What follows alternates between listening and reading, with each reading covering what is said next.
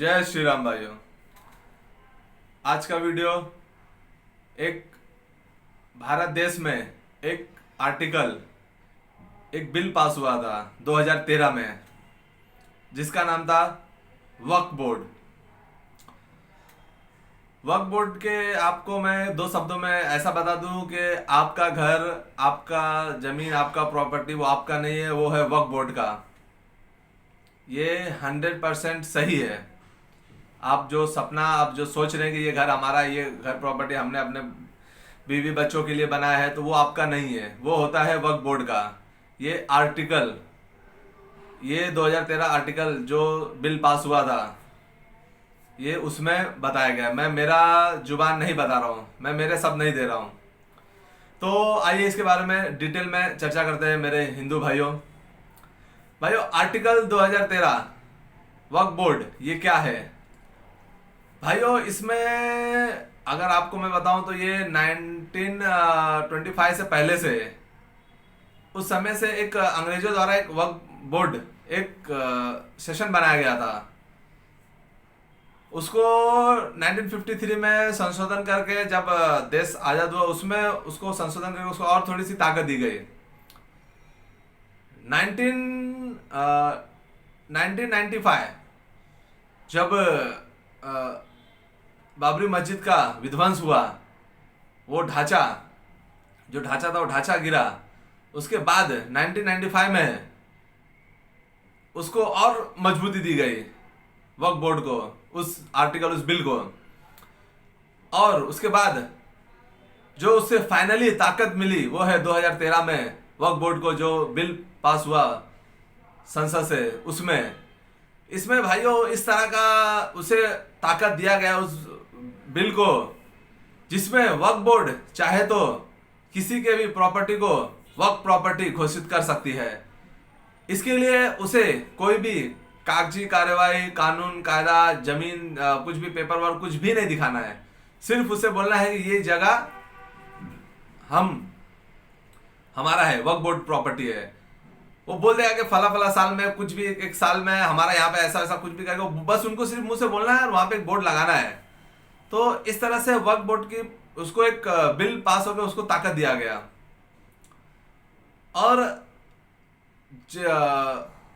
इसमें अगर आप, जैसा समझ लीजिए, अगर आपका कोई गांव में खेत है, जमीन है, घर है, आपका कुछ भी है, वहां पे वक्फ बोर्ड ने दावा ठोक दिया। चलो, एक नॉर्मल में क्या होता है, जैसा किसी ने आपके घर पे बोल दिया कि मेरा घर है, तो अब हमारा केस चलता है, हम कोर्ट जाते हैं, चौकी में कंप्लेन करते हैं, सामने वाले पे, सामने वाला हमारे पे कंप्लेन करता है, केस चलता है।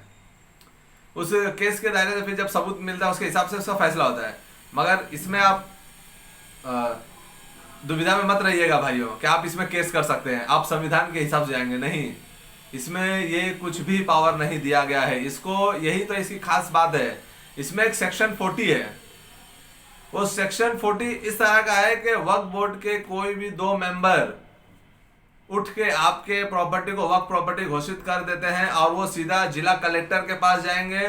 वो जिला कलेक्टर का काम बनता है कि वो उस दो मेंबर के साथ तुरंत कुर्सी छोड़ के उठे और उनके साथ जाके विदिन 24 घंटे के अंदर वो प्रॉपर्टी वक्फ बोर्ड को उनके हाथ में हैंड ओवर कराए। ना कोई सुनवाई, ना कोई जांच, ना कोई पड़ताल, कुछ भी नहीं। आप चौकी में कंप्लेन नहीं कर सकते हैं, आप कोर्ट में नहीं जा सकते, आप सिविल कोर्ट, हाई कोर्ट, आप किसी कोर्ट में नहीं जा सकते हैं। आपके पास ये कोई भी ताकत नहीं। आपको सिंपल ऑप्शन है कि बस आपको आपका घर, आपकी प्रॉपर्टी को चुपचाप ताला मारो, चाबी कलेक्टर, एसपी, डीएसपी के हाथ में सौंप दो, वो चाबी लेके वो वक्फ बोर्ड को दे देगा। इस तरह का जो आर्टिकल 2013 में पास हुआ था वक्फ बोर्ड के लिए, ये किसे खुश करने के लिए, क्या करने के लिए उस समय की कांग्रेस सरकार ने किया था, ये आप सब चालाक हैं मेरे हिंदू भाइयों, आप सब खुद सोच सकते हैं। और ये मैं कुछ आपको एक ऐसी नहीं कि मैं आपको कुछ गलत जानकारी या कुछ अलग दे रहा हूं। आप इसे गूगल पे, टेक्नोलॉजी में आप बैठे हुए भाइयों, आज भी मैं फिर से यही बात दोहराता हूँ, आप टेक्नोलॉजी के माध्यम से आज हमारा देश चल रहा है। आप गूगल पे जाइए, सर्च कीजिए वक्फ बोर्ड 2013 क्या है, 4 लाइन का एक मैसेज आएगा, गूगल द्वारा दिया गया रहेगा, आप उसको पढ़िए। गलत रहेगा तो आप मुझे कमेंट करके बताइएगा, मैं वीडियो बनाना बंद कर दूंगा। तो वक्फ बोर्ड को इस तरह का उनको ताकत दिया गया।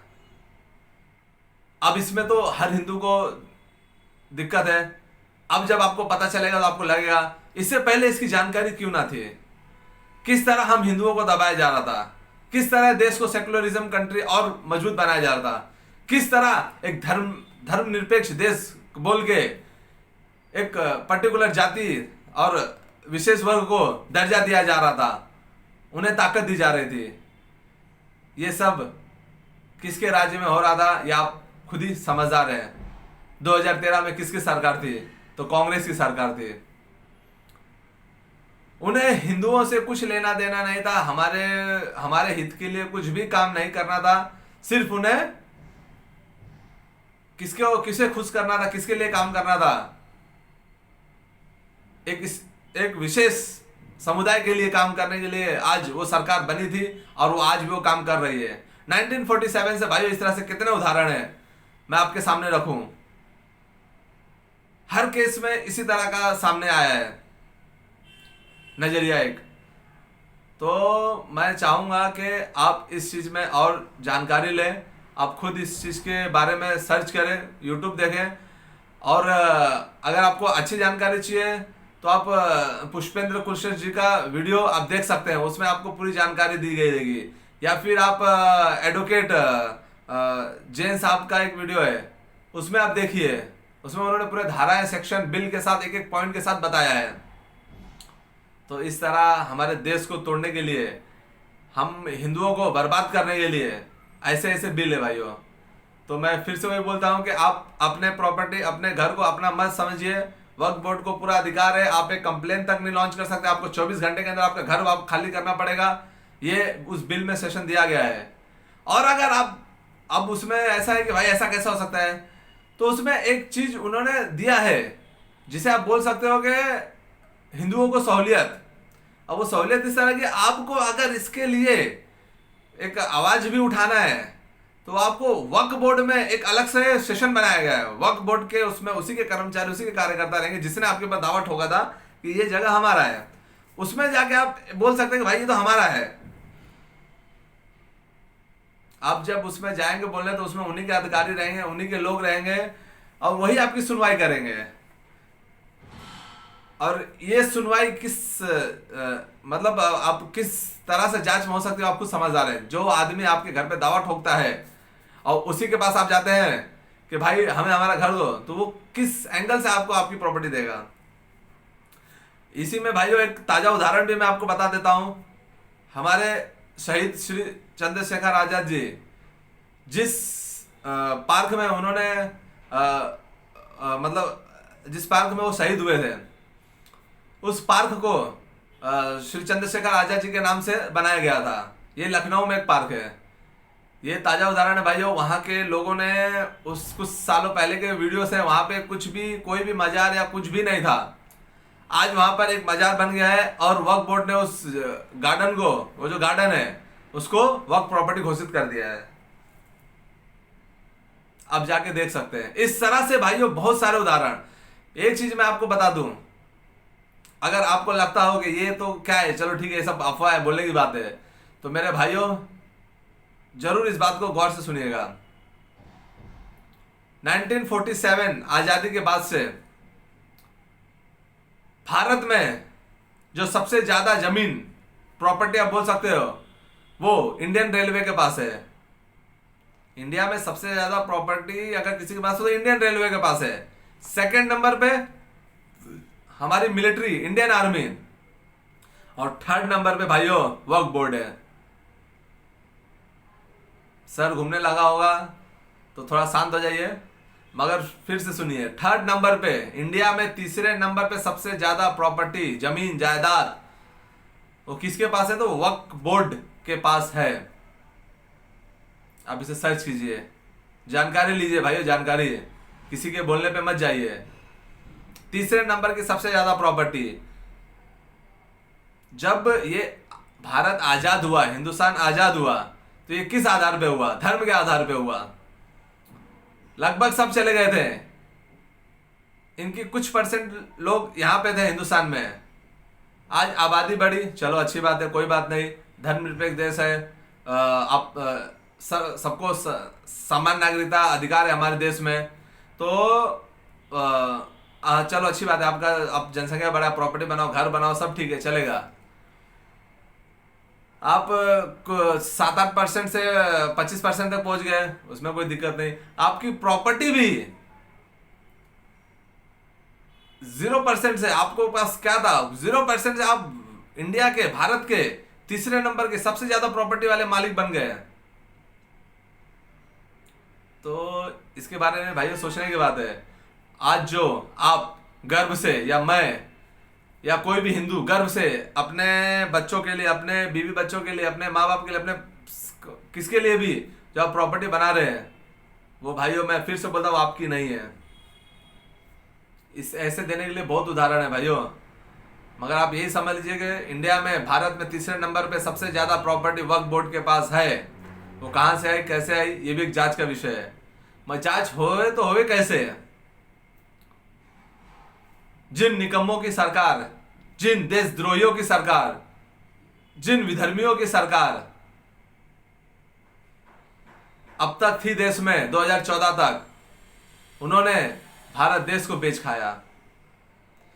जब देश में समान नागरिकता था तो विशेष दर्जा बनाने की क्या जरूरत थी? लोगों को आप जातियों में बांटते हो और वर्ण व्यवस्था में बांट के आप अलग अलग करके राजनीति क्यों कर रहे थे? जब भारत में बाबा साहब ने समान नागरिकता कानून बनाया था तो आपने एक अल्पसंख्यक करके आपने लोगों को अलग दर्जा किस आधार पे दिया? आपने बाबा साहब के संविधान से क्यों खिलवाड़ किया? अल्पसंख्यक कैसे, उसका क्या डेफिनेशन है? अल्पसंख्यक का भाइयों कोई डेफिनेशन बाबा साहब के संविधान में नहीं दिया गया था। अल्पसंख्यक जब भारत में कोई था ही नहीं, और अगर इन्होंने भारत देश के, अगर किसी विशेष वर्ग ने अगर कोई दर्जा, अगर आपने किसी विदेशों से देखा था तो फॉरेन कंट्रियों में अल्पसंख्यक बोला जाए तो 1% के नीचे उन्हें हम एक अल्पसंख्यक बोल सकते थे। यहाँ पे कौन सी जाति, कौन सा धर्म 1% के नीचे है? कौन सा विशेष समुदाय 1% के नीचे है? तो अल्पसंख्यक का आधार क्या है? और ये अल्पसंख्यक के लिए जो आप एक अलग से कैटेगरी बना के रखे हैं, इसका तो कोई बिल भी पास नहीं हुआ था। इसमें आप बोलते हैं कि अल्पसंख्यक में बौद्ध, जैन, सिख, मुस्लिम और पारसी, ये 5 धर्म आते हैं। चलो ठीक है, अच्छी बात है। इसमें कौन सा धर्म अगर आप आधार पे भी देखते हैं तो 1% के नीचे है? सिर्फ बौद्ध धर्म ही है जो 1% के नीचे आता है, या और पारसी। तो आप ये हजारों हजारों करोड़ का जो फंड निकालते हैं, जो फंड हमारे हिंदुओं का, हमारे टैक्सों का पैसा, हजारों करोड़ रुपया निकल के जो आप ये इस तरह से दान दक्षिणा में दे रहे हो, किस आधार पे दे रहे हो? जो कि ये बाबा साहब के संविधान में नहीं है किधर भी इस तरह का कोई। जब बाबा साहब ने समान नागरिकता कानून बना के रखा था तो आप अलग से किस हिसाब से बनाया आपने? ये सब भाइयों हिंदुओं को तोड़ने के लिए और एक विशेष समुदाय को खुश करने के लिए, उनके तलवे चाटने के लिए ये कांग्रेस की सरकार ने काम किया था। हम हिंदुओं को जागना चाहिए और हिंदुत्व के लिए, देश के लिए, हिंदू राष्ट्र के लिए हमें कार्य करना है। तो आप लोग भाइयों इस वीडियो को ज़्यादा से ज़्यादा शेयर करें ताकि वो हर हिंदू तक ये बात पहुंच सके कि वक्फ बोर्ड 2013 क्या है, किस तरह से उसमें एक विशेष समुदाय को स्पेशल दर्जा दिया गया है, किस बेस पे उन्हें इतना अधिकार दिया गया है और किस बेस पे हमें दबाया गया है। आप लोगों को जानकारी मिले। अगर आपको ये जानकारी अच्छी लगी हो मेरे भाइयों तो इस वीडियो को ज़्यादा से ज़्यादा शेयर करें ताकि हर लोगों तक ये जानकारी पहुंच सके। इसी के साथ मैं अपने वाणी को विराम देता हूं। जय श्री राम, हर हर महादेव, भारत माता की जय।